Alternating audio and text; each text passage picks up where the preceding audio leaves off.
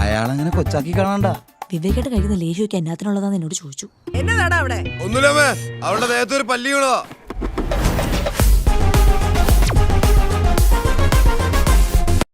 തൊട്ടാൽ പൊള്ളുന്ന വിഷയം, വെറുതെ കണ്ട് തള്ളാവുന്ന സിനിമയല്ല വിവേകാനന്ദൻ വൈറലാണ്. സാറ് വന്നോളൂ.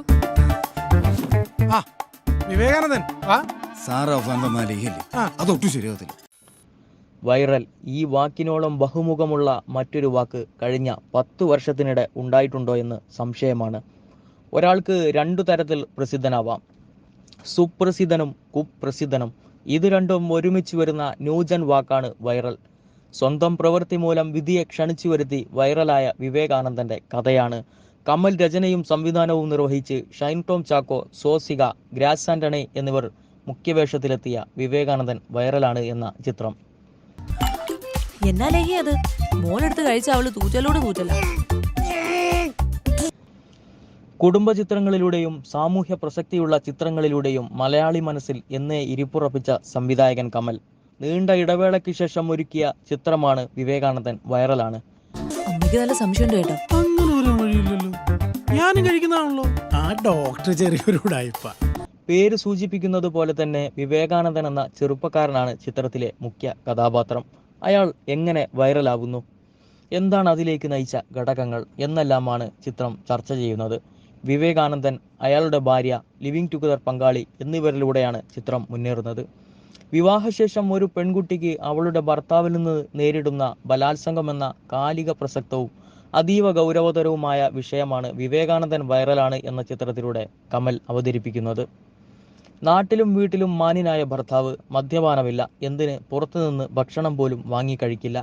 പക്ഷേ കിടപ്പറയിലെത്തിയാൽ ഇതിൽ നിന്നെല്ലാം വ്യത്യസ്തനായ മറ്റൊരാളെയാകും ആ പെൺകുട്ടി കാണുക.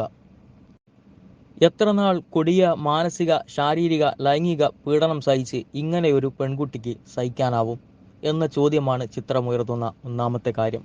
ഇതിന്റെ പര്യവസാനം ഒരു പൊട്ടിത്തെറിയാകുമെന്ന ഉത്തരവും ചിത്രം നൽകുന്നുണ്ട്.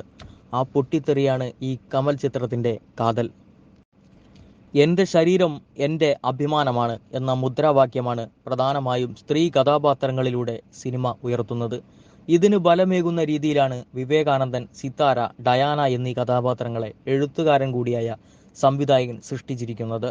തൻ്റെ സംതൃപ്തിക്ക് മാത്രം പരിഗണന നൽകുന്നയാളാണ് വിവേകാനന്ദൻ. തൻ്റെ ആണധികാരം ഭാര്യയിലും ലിവിങ് ടുഗദർ പങ്കാളിയിലും ബലം പ്രയോഗിച്ച് അടിച്ചേൽപ്പിക്കുന്നയാളാണ് ഇയാൾ.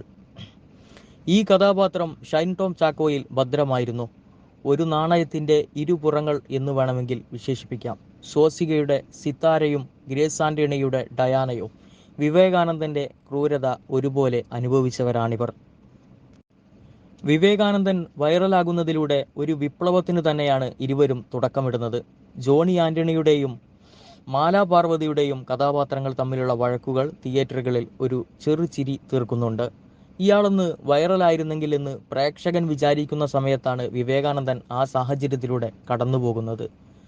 മെറീന മൈക്കിൾ, ശരത് സഭ, വിനീത് തട്ടിൽ, നിയാസ് ബക്കർ, സ്മിനൂസ് ജിജോ, പ്രമോദ് വെളിയനാട്, രമ്യ സുരേഷ്, സിദ്ധാർത്ഥ് ശിവ തുടങ്ങി വലുതും ചെറുതുമായ ഒരു പിടി താരങ്ങളും മികച്ച പ്രകടനം കാഴ്ചവെച്ചിരിക്കുന്നു. കാലിക പ്രസക്തമായ വിഷയത്തെ വലിയ ഗിമ്മിക്കുകൾ കാണിക്കാതെയാണ് സംവിധായകൻ അവതരിപ്പിച്ചിരിക്കുന്നത് എന്നത് ശ്രദ്ധേയമാണ്. താൻ ചെയ്യുന്നത് തൻ്റെ അധികാരം സ്ഥാപിക്കലാണെന്നും ബലാത്സംഗമാണെന്നും അത് തെറ്റാണെന്നുമുള്ള ഉത്തമ ബോധ്യത്തിലാണ് വിവേകാനന്ദൻ തൻ്റെ പങ്കാളികളോട് പെരുമാറുന്നത്.